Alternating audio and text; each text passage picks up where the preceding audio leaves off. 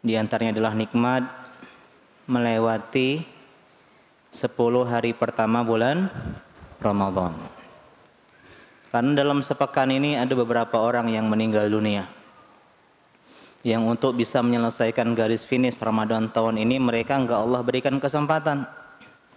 Maka ketika kita melewati 10 hari pertama bulan Ramadan dalam keadaan sehat dan masih semangat beribadah, maka ini adalah sebuah harta karun, sebuah nikmat dari Allah Subhanahu wa taala, karena sudah melewati sepertiga Ramadan. Dan kata Nabi SAW tentang sepertiga, wassulusu katsir, sepertiga itu banyak. Jadi sepertiga itu banyak. Jadi ketika kita sudah melewati 10 hari pertama Ramadan, udah banyak. Kalau sesuatu udah banyak, sisanya tinggal sedikit. Contoh kelas 7 santrinya ada 24. Suatu hari nggak masuk 8. Sepertiga dari 24 berapa? 8. Banyak nggak yang nggak masuk? Banyak nggak yang nggak masuk? Wah, hari ini yang nggak masuk banyak banget. Kenapa? Karena udah sepertiga. Kalau cuma 1-2 santri, banyak nggak yang nggak masuk? Sedikit. Jadi kalau kita udah melewati yang banyak, maka bersyukur kepada Allah kalau sudah memaksimalkan yang banyak. Dan bentuk syukur kepada Allah karena dimudahkan maksimal yang banyak, berusaha memperbanyak. Ya enggak?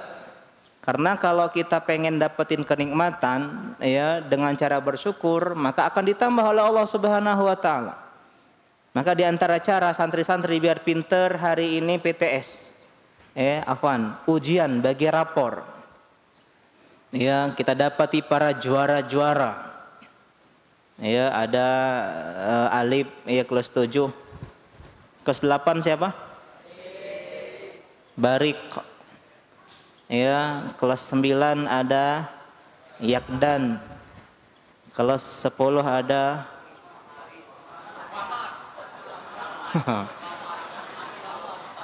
iya, Muhammad Ilham Ridho. Panjangnya Muhammad Ilham Ridho. Ya, alhamdulillah. Maka ketika kita mensyukuri ini dengan cara semangat belajar lagi. Lebih rendah hati, lebih low profile, dan lebih rajin belajar. Jadi cara bersyukur, ya Allah, alhamdulillah saya udah khatam nih 10 hari pertama, dan alhamdulillah 85% lebih ya santri Al-Madinah dalam 10 hari pertama udah khatam baca Al-Quran. Gimana cara bersyukurnya? Khatamkan lagi di sisa-sisa Ramadan.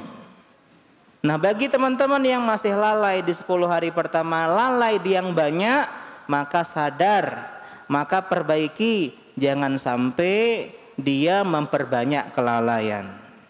Ya, jadi hari ini jadwalnya Ustadz Hidayatullah hafizahullah taala, cuman karena beliau berhalangan, ya beliau harus ngisi kajian di Palembang, jadi saya mengisi kekosongan. Jadi kita break kajian kita Selasa yang biasanya membahas apa?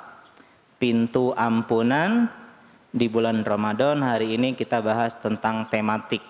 Ya, meskipun secara garis besar temanya ya adalah air mata ulama menjelang wafat.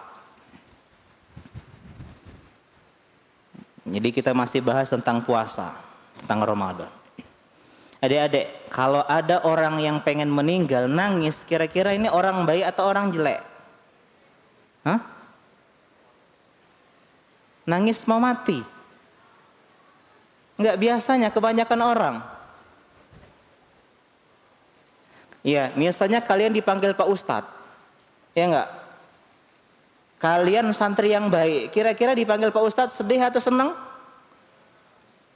Panggilan kepada rival. Ya.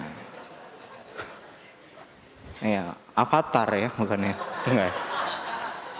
Panggilan kepada rival karena dia juara 2 misalnya. Ya, maka rival akan senang, oh dapat hadiah nih. Ya.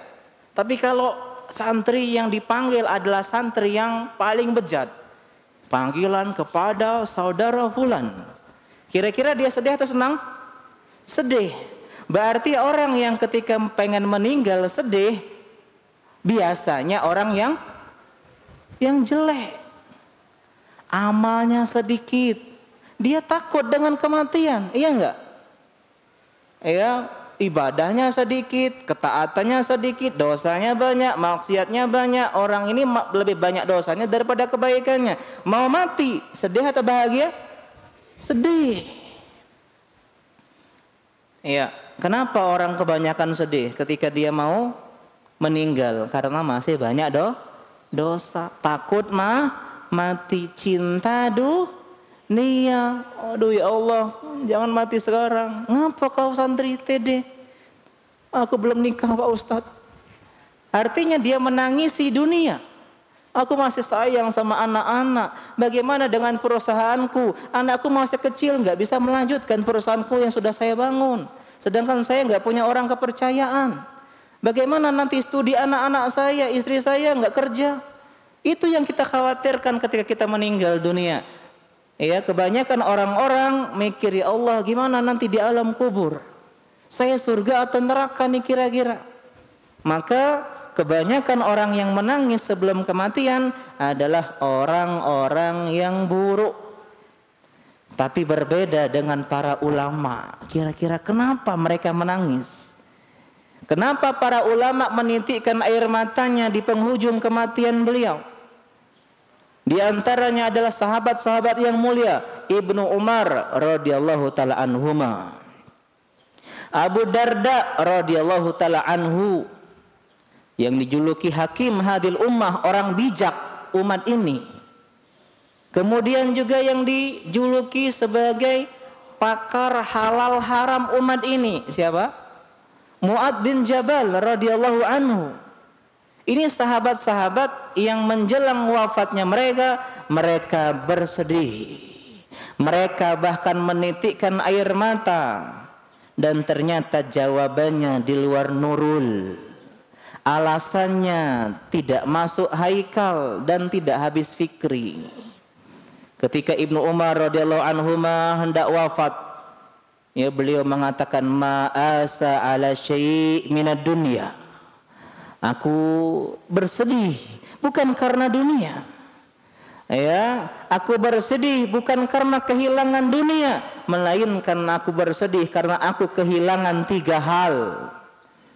Apa yang kira-kira orang kalau misalnya meninggal sedih? Kehilangan istri, kehilangan anak, kehilangan harta, kehilangan kedudukan, kehilangan kehidupan. Ternyata yang disedihkan oleh Ibnu Umar dan orang-orang yang semisal dengan beliau dari orang-orang yang soleh, beliau menyebutkan zomaul hawajir. Aku kehilangan rasa haus di siang hari. Ternyata yang beliau bikin betah di dunia, yang beliau pengen merasa sulit meninggalkan dunia, karena di dunia beliau memiliki rasa haus, rasa dahaga, rasa lapar di siang hari. Yang kedua, wa mukabadatul lail, dan kepayahan di waktu malam. Kesusahan di waktu malam dengan sholatnya yang panjang, dengan melawan rasa kantuknya, beribadah kepada Allah Subhanahu wa taala. Itu yang bikin beliau ini bersedih ketika meninggal dunia, nggak bisa merasakan nikmatnya capek sholat malam. Dan yang ketiga, wa inni lam uqatilil fi'atal baghiyah allati nazalat bina, dan aku belum memerangi kaum memberontak bughat yang ada di tengah-tengah kami. Jadi Ibnu Umar, adik-adik radhiyallahu taala anhuma, beliau ketika meninggal bersedih, menangis karena tidak bisa merasakan lagi dahaga di siang hari Ramadan, dahaga di hari-hari beliau berpuasa sunnah. Ini teladan kita. Ya, jadi bukan nangis, ya Allah aku belum nikah, ya Allah aku masih barusan naik jabatan, belum merasakan kekayaan, ya saya baru usia sekian masih muda, ya Allah Saya belum melihat prestasi dan kesuksesan putra-putri saya. Bukan, ternyata yang mereka khawatirkan mereka tidak lagi bisa menikmati dahaga dan rasa hausnya puasa. Abu Darda Uwaimir ya Al-Ansari radhiyallahu ta'ala anhu, beliau pun mengucapkan demikian, laula salat, seandainya bukan karena 3 hal, ma ahbabtul aish yauman wahidan, aku tidak mau hidup meskipun cuman sehari di dunia. Apa yang bikin beliau betah di dunia? Yang pertama yang beliau sebutkan, az-zama lillahi bil hawajir, rasa haus, rasa dahaga, tenggorokan yang kering, kerongkongan yang kering karena Allah di siang hari Ramadan. Yang kedua, wasujudu lillahi fi jawfil lail, dan bersujud kepada Allah di malam hari, wa mujalasatu qaumin yantaqun, dan yang ketiga duduk bercengkrama bersama para ulama, para ahli ilmu, para orang-orang yang soleh. Jadi yang bikin Abu Darda betah radhiyallahu anhu di dunia, karena di dunia ada nikmatnya haus, ada. Nikmatnya rasa dahaga, nikmatnya capek-capek ibadah. Ya Allah, beda dengan kita kelas ini, kelas-kelas ulama. Ini kelas-kelas orang-orang soleh level atas. Mainnya ya, kalau kita senang di Ramadan apa kira-kira? Oh senang Ustadz, banyak kuliner, jajannya banyak. Biasanya kalau makan malam lauknya cuma 1. Oh ini bervariasi. Ada pempek, ada bakwan, ada risol, ada gorengan, ada es teh manis, ada kolak, ada es buah. Oh banyak. Belum lagi orang tua lebih rajin ngasih makanan. Kenapa dia senang dengan Ramadan? Banyak makanan. Kalau ulama kenapa senang Ramadan? Bisa merasakan haus di waktu siang dan lelah letih di waktu malam. Mu'ad bin Jabal radhiyallahu ta'ala anhu pun mengucapkan yang sama. Beliau menangis, menitikkan air matanya ketika di sakaratul maut. Ditanyakan, engkau menangis wahai Mu'ad? Iya, kata beliau, abki ala zama'il hawajir, aku menangis karena aku akan kehilangan rasa haus dan dahaga di waktu siang hari. Wa qiyamil layali asyita, dan aku bersedih menangis karena kehilangan kesempatan untuk berdiri di malam hari di waktu musim dingin. Ya, jadi ulama itu hobinya musim dingin sholat malam, musim panas puasa. Wah, musim panas nih. Kalau kita kan musim panas Ramadan ya pengennya berdoa turun hujan, ya alhamdulillah hari ini adem sejuk, senang kita. Kalau ulama kebalik Pak, waduh kenapa sedih? Hari ini sejuk, sedih, gitu loh. Dia ketika siang hari Ramadan panas malah mereka merasakan indahnya nikmatnya. Wa muzahamatul ulama ibirukab, dan duduk bersama para ulama ini yang membuat Mu'ad bin Jabal menangis. Di antara meninggalkan kenikmatan dunia, bukan wanita, bukan harta, bukan keluarga, bukan anak-anak, ya, bukan kehidupan sebagai seorang manusia, tapi menangis karena kehilangan kesempatan untuk beribadah kepada Allah Subhanahu wa taala. Masih ingat ucapan Ibnu Mubarak rahimahullah? Ya, beliau bilang kalau saya mati dihidupkan lagi, saya akan belajar menuntut ilmu. Kalau mati lagi, hidup lagi, belajar lagi. Kalau hidup mati, hidup lagi, belajar lagi. Beliau merasakan lezat dan nikmatnya bercapek-capek pengajian, capek-capek belajar merojaah, capek-capek menghafal Al-Quran. Itu kelasnya para ulama yang selayaknya kita teladani. Amir bin Abdi Qais, beliau menangis menjelang wafatnya, dan dia orang yang suka berpuasa. Ketika beliau hendak wafat, beliau menangis. Ditanya, "Mayu beki?" Apa yang membuat engkau menangis wahai Amir bin Qais bin Abdi Qais, seorang ulama yang zuhud? Kata beliau, ma'abki jazaan minal maut. Aku menangis bukan karena takut dengan kematian. Ulama enggak takut dek dengan kematian, bekalnya banyak, dosanya sedikit. Sedangkan kita dosa banyak, ibadah kita sedikit, kita takut dengan kematian. Ya, hubbu dunya wa karahiyatul maut, cinta dunia, takut mati. Itu kebanyakan sifat-sifat kita. Sedangkan para ulama sebaliknya, wala hirsan ala dunya, dan aku pun menangis bukan karena saya cinta kepada dunia, ambisi kepada dunia, tamak rakus terhadap dunia. Walakin abki ala dhama'il hawajir wa qiyamil lail. Tapi aku menangis karena aku akan kehilangan rasa dahaga di waktu siang, dan aku kehilangan kesempatan untuk sholat malam. Ya, begitu juga Yazid Ar-Raqashi dan semisalnya. Jadi dua ini hobinya para ulama, darah dagingnya para orang-orang soleh, yaitu shawam wal qawam. Banyak sholat, banyak puasa. Nggak main cuman Ramadan tok nih orang-orang yang soleh.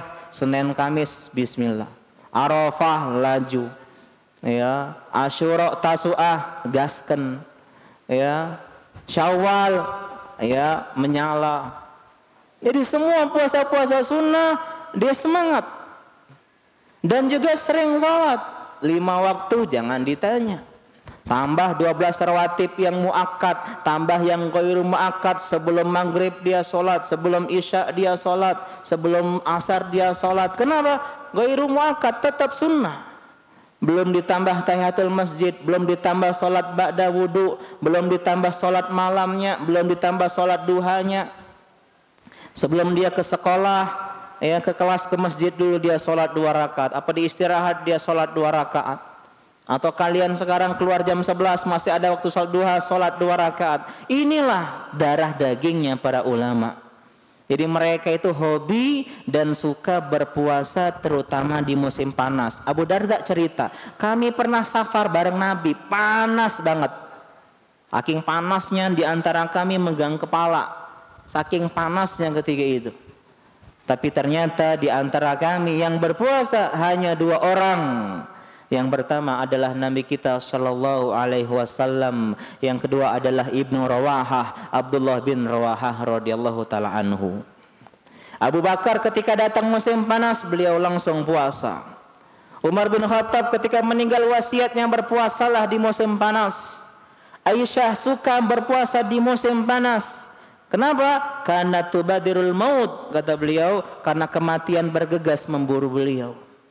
Ibnu Ammar ibn As radhiyallahu ta'ala anhuma, ya, hobinya puasa Daud. Kenapa? Karena mereka merasakan lezatnya ibadah. Kalau kita kan nunggu kapan ya jam 6 ya. Kenapa?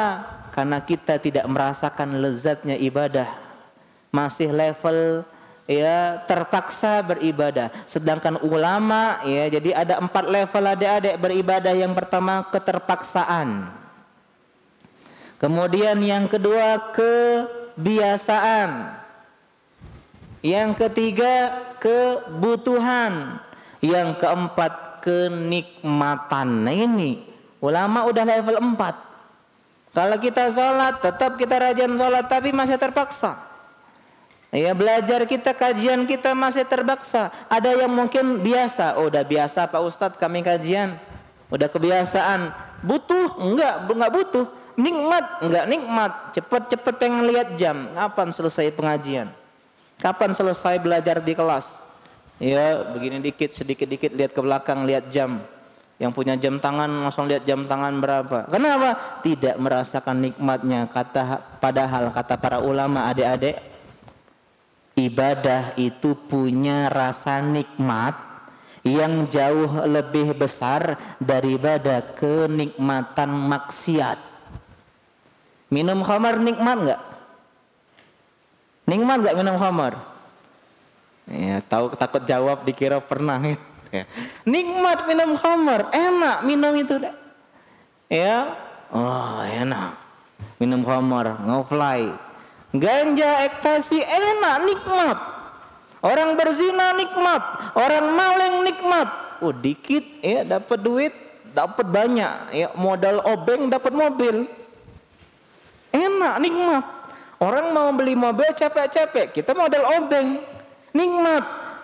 Tapi kata para ulama, ibadah, sholat, baca Quran, puasa, kajian, ya, semuanya itu memiliki nikmat yang sebenarnya melebihi nikmatnya yang kita sebutkan dosa-dosa tadi. Inilah kenapa bedanya kita dengan para ulama. Ulama ketika beliau hendak wafat, mereka sedih, tidak bisa lagi merasakan dahaga, merasakan haus, merasakan lelahnya sholat malam. Kalau kita senang Ramadan, ada THR, ya. Oh, ini gajian ntar lagi nih, ya, dapat gaji tambahan THR. Ya, yang adik-adik santri senang Ramadan, pulang ke rumah, ketemu dengan spring bed, ketemu dengan AC, ketemu dengan masakan Umi dan Abi, ya, ketemu dengan lebaran, baju baru, ketupat, opor ayam. Jadi lapar, ya.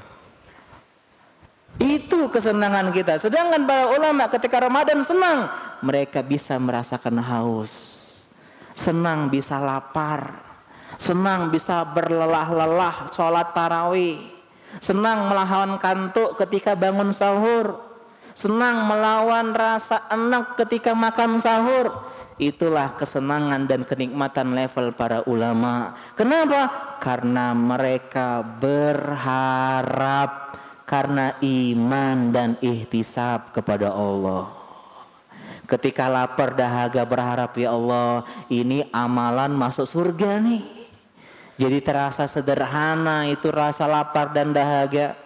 Ingat pintu Rayyan, inna fil jannah lababan yuqalahu Rayyan. Di dalam surga ada suatu pintu yang dinamakan dengan pintu Ar-Rayyan. Ya, yadkhulu fiha shaimun. Masuk orang-orang yang berpuasa dari pintu Ar-Rayyan. Dalam yang lain tidak akan pernah dahaga selama-lamanya. Jadi ketika dia lapar haus, ingat nih, puasa bisa menyebabkan seorang masuk surga. Ketika dia berpuasa, dia ingat ternyata puasa satu hari saja fisabilillah. Man shoma yauman fisabilillah ba'adallahu lahun nar.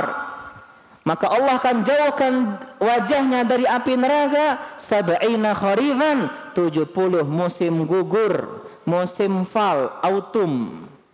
Ya, adik-adik yang pernah main Harvest Moon, ya, ada musim gugur.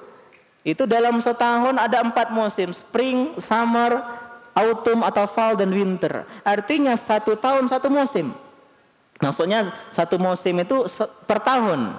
Ya, ada 4 musim. Ketika Nabi mengatakan 70 musim gugur, artinya 70 tahun. Itu 1 hari.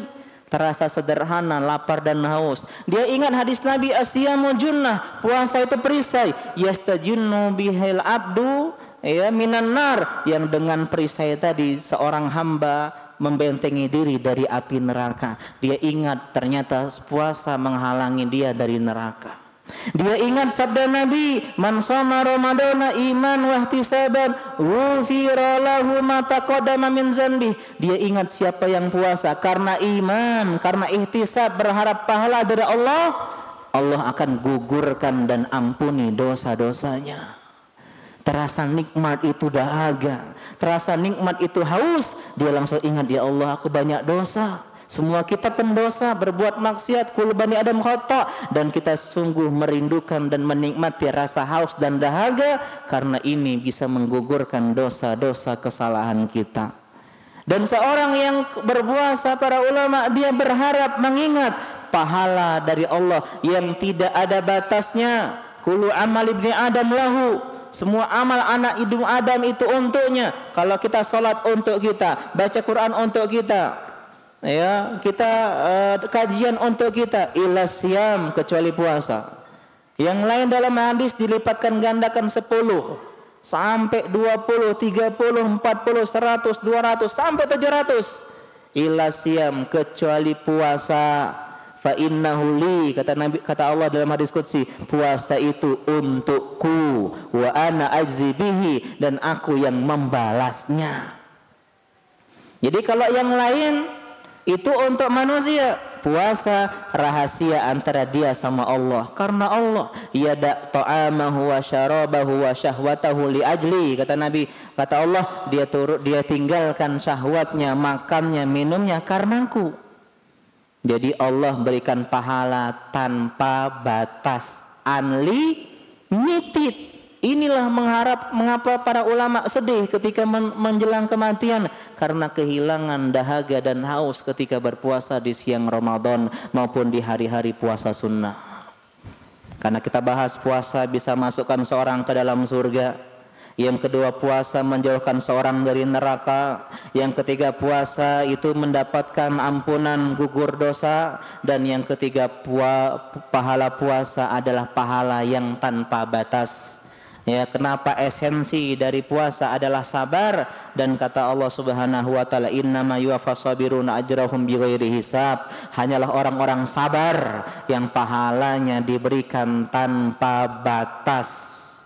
Adik-adik kalau misalnya lagi main HP, main game, ya punya kuota tidak terbatas, senang atau sedih? Senang. Ya, anak-anak TD lagi main medsos misalnya, punya kuota unlimited, nggak ada batasnya, senang. Bagaimana dengan pahala tanpa batas? Wajar para ulama meyakini dengan seyakin-yakinnya iman. Karena itulah Nabi mengatakan endingnya, alaika bisawm, berpuasalah, fa innahu la mislalahu, karena puasa itu nomero uno. Apa nomero uno? Nomor satu, tidak ada bandingannya, tidak ada yang setara, tidak ada yang semisal, tidak ada yang KW-KW. Dialah yang nomor satu, puasa. Maka hendaklah kita meneladani para ulama yang mereka itu menikmati belajar meskipun kita masih tertatih-tatih untuk sampai level sini, adik-adik. Ya, kalau kita puasa ya Ramadan, yang bikin kita senang puasa itu apa? Kolak, ya cincau, dawet, nggak tahu zaman sekarang udah jarang ya. Roti koing ya kalau zaman kita dulu. Ya kalau sekarang udah jarang. Ya, minuman-minuman khas. Ya, ketika bulan Ramadan yang disenangi orang-orang THR, kemudian apa, lebaran, makan ketupat, dapat uang dari keluarga, bisa mudik dan seterusnya, jalan-jalan ke desa. Tapi ulama yang membuat mereka nikmat dengan Ramadan adalah nikmatnya rasa lapar dan rasa haus. Maka marilah kita bersahabat dengan kepayahan-kepayahan ibadah. Ya, dengan ibadah, dengan sholat, dengan puasa kita, dengan belajar, adik-adik begadang untuk belajar, pagi-pagi bangun untuk sholat malam. Ya, ketika ketika para pemuda lain malam minggu nih, ya mereka ngabuburit, keluar sana naik motor, jalan-jalan, beli kuliner. Kalian berada di taman-taman surga. Semoga ini diantara tanda dan dalil bahwasanya Allah Subhanahu wa taala menerima amal soleh ibadah puasa kita, karena kita menutupnya dengan duduk di taman surga, sebuah amal ibadah yang mulia. Ya, jadi semangat ya ketika ada pengajian menjelang buka puasa, jangan mikirin masalah wah banyak takjilnya, banyak pilihannya. Kalau di rumah cuman satu, kurma cuman ya apa nasi, ya telur. Tapi di sini ada risol, ada bakwan, ada pempek, pempek keriting, pempek telur, pempek, banyak macam-macamnya, belum minumannya. Ya, maka bukan itu yang kita pikirkan, tapi bagaimana kita menjaga kualitas puasa kita yang pernah kita bahas kemarin hari Selasa tentang ya puasa menghapus dosa, itu puasa yang berkualitas, puasa dari dosa. Maka inilah kita belajar meneladani para ulama yang mereka itu ihtisab, yakin dengan hadisnya Nabi, yakin dengan janjinya Allah. Jadi bukan cuma karena disuruh orang tua, karena rukun Islam, tapi mereka itu penuh harapan, penuh optimisme, penuh rasa bahagia kepada Allah Subhanahu wa taala atas janji-janji yang Allah berikan. Ya, bukan seperti caleg yang janjinya manis. Janji Allah itu hak, benar adanya. Janji berupa surga, dijauhkan dari neraka, dapat ampunan dosa dan pahala yang tanpa batas bagi orang-orang yang berpuasa. Maka para ulama menjadikan puasa adalah kesenangan di dunia mereka.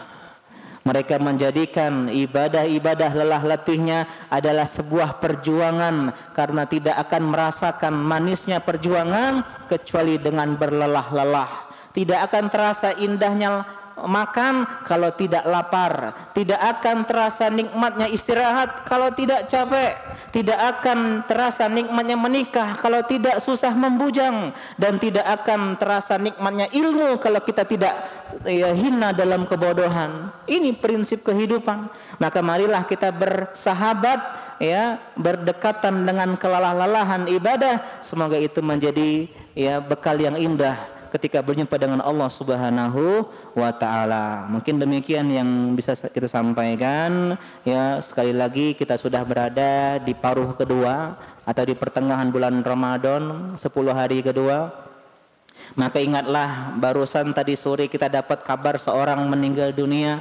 Maka tidak ada yang menjamin kita. Mungkin lebaran hitungan hari, akan tetapi kematian bisa jadi hitungan jam. Maka hendaklah kita maksimalkan setiap detiknya, sebagaimana dikatakan oleh Ibnu Jauzi rahimahullahu taala, tallahi law qila li ahli kubur tamannau, seandainya ahli kubur, orang yang sudah meninggal, disuruh berangan-angan, disuruh beringinan, disuruh untuk bercita-cita, harapannya apa? La tamannau yauman min Ramadan. Mereka bercita-cita berjumpa dengan satu hari saja, 24 jam saja dengan Ramadan, dan sekarang kita sedang mendapatinya. Jadi kita adalah cita-cita mereka, dambaan dan idaman mereka. Maka bersyukurlah kepada Allah Subhanahu wa taala dengan memaksimalkan Ramadan setiap detiknya. Akhirul da'wana subhanaka Allahumma wa bihamdika asyhadu an la ilaha illa anta astaghfiruka wa atubu ilaik. Wassalamualaikum warahmatullahi wabarakatuh.